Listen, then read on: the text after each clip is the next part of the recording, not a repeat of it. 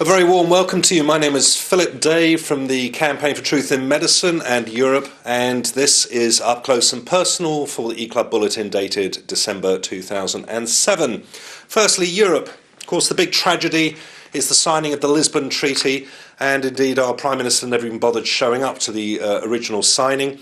Before this, though, it was prefigured with a huge amount of heckling going on from Eurosceptics from Britain, France, Poland and Italy, wrecking what was supposed to be a solemn event in the Strasbourg Parliament, and solemn is the right word, giving away Britain's veto in 60 different areas, pushing Britain into becoming a province now of the vast new European superstate, which has nothing to do with democracy at all. It is a highly dangerous move for peace in Europe and indeed the world. This conglomeration is being run by commissions and groups and committees most of you have never even heard of, let alone voted into power. So if you think the EU is a good idea, think again. If you want to know why the British policing has changed amazingly, everything from policing down to rubbish collection to everything is monitored down to the finest detail by the new European superstate. Not a good move. In the new year, they're going to try to get this thing through the British Parliament. I don't hold out too much hope because most politicians these days see Europe as their future, as a guaranteed paycheck and a cushy ride for the rest of their days, and of course in the prosecution of their official duties, enjoying complete immunity from prosecution, which, if you know anything about the corruption of British politics, is quite a boon to you if you're a politician. Moving on to the Campaign for Truth in Medicine side, aerotoxic syndrome, we're featuring an article by a group maintaining that the air in airliners is often not safe to breathe because of the bleed-off from the engines, which contains organophosphates that can produce everything from flu-like symptoms, mysterious chronic fatigue-type symptoms. If this is you, if you are suspicious in some way that you have been flying and got ill at the end of it, everything aside from jet lag, of course, then it could be OP poisoning. Worth looking at that article. Allicin, now winter's upon us, of course. People are sniffing with colds and flu. Pneumonia. Allicin, the extract of garlic, is known to have tremendous effects on a lot of these types of problems. Have a look at it. And we have a whole book, of course, Peter Josling's excellent Allicin, the Heart of Garlic. Exercise reduces a risk of dementia. Scientists at Bristol University have found that physical exercise can reduce the risk of cognitive impairment, dementia or Alzheimer's in older people by between 30 and 40%. And exercise, of course, drives down insulin levels, and insulin levels are implicated in cancers. Of course, a cancer body is a body with poor oxygen uptake. Exercising will improve that. So if you have cancer, the studies show that you should be out there running around the park till you fall over. This is not walking fifi around the cricket pitch. This is rowing, cycling, hill climbing, stair climbing, invading foreign countries. We've simply forgotten what it means to be British. Irish study shows 7 out of 10 in County Donegal getting too much fluoride. Surprise, surprise. Robert Pocock from the campaign group Voice. I have a lot of time for Robert. He's a tremendous campaigner against fluoride in Ireland, is warning the Irish that simply by accepting the official line that fluoride is good for your teeth is not only woeful ignorance, it can damage you in the long term. Over in Queensland, Australia, Premier Anna Bligh has now stated that fluoride will be added to Queensland's water supplies, and the move is designed to tackle the poor condition of Queenslanders' oral health. Well, it's interesting, isn't it? Because Queensland is one of the major outputters of sugar in the world, so of course it couldn't be the sugar wrecking your teeth up there, could it? Parents threatened with jail for not vaccinating their children. This is the tyranny coming over from Maryland and New Jersey, where now if you are a parent and you refuse vaccinations for your children, you can be arrested at gunpoint. Incredible, and is this the state of things to come in the USA and elsewhere? Read Mike Adams' excellent series of articles, and there's some video on this too. In Britain, hospital blunders kill 90,000 patients, errors during surgery, misdiagnosis. Correct drug prescribing, by the way, is the leading subcategory of iatrogenic death in Britain. That simply means they gave you the correct drug and it did you in.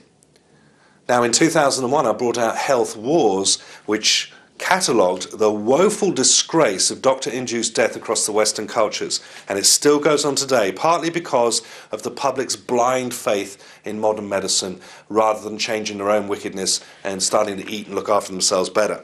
Salt, no longer recognised as safe, apparently. Salt, many different types of salt. Just as with sugars, we've many different types of sugars, some good, some bad. Salt, sodium chloride, is a poison. Compound salts are much better for the body. The body can use them. They're a heavy source of mineralisation. Compound salts like sea salt, Celtic salt are often off-white in colour, indicating their mineral content. And the best salt, in my view, Himalayan salt, 84 bioavailable minerals in a decent crystalline form. Go ahead and use it. It is safe. Sodium chloride will pump up your blood pressure. It is a poison. The body requires large amounts of water to be able to get rid of it. Omaha shooter Robert Hawkins had been treated for ADHD and depression. Surprise, surprise, America's latest shooting. The actual trigger man is found to have been taking various antidepressants which are known to cause suicidal rages, grabbing the Uzi and climbing the clock tower. It's just the latest tragedy in a long line of tragedies because of the effects of these types of drugs. I am delighted to publish Rod Slonker's excellent testimony surviving terminal brain cancer.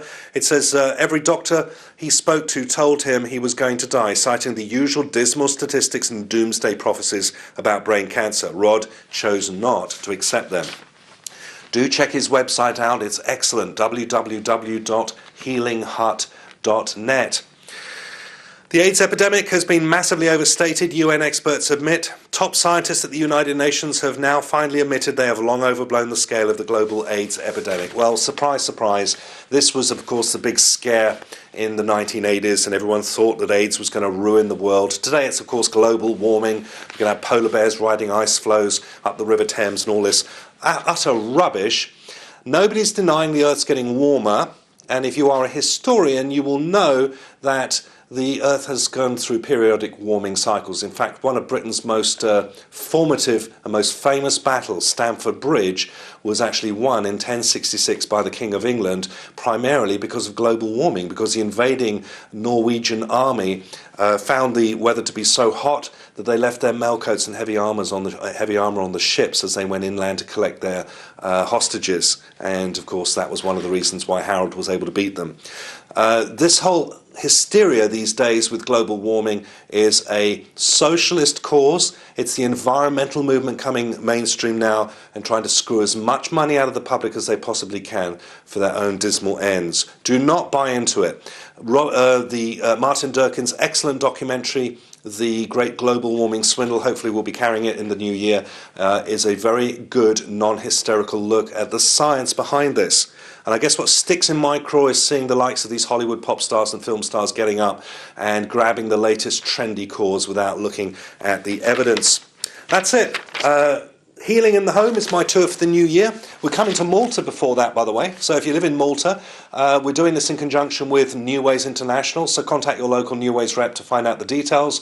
We shall be over in Malta, I think, around the 10th to the 12th of January. Don't quote me, but those, I think, are the dates we're out there. My tour, Healing in the Home, is all about what you can do for yourself at home and the stuff around the home that can help you. Very, very interesting. We'll be covering a lot of new territory in this tour.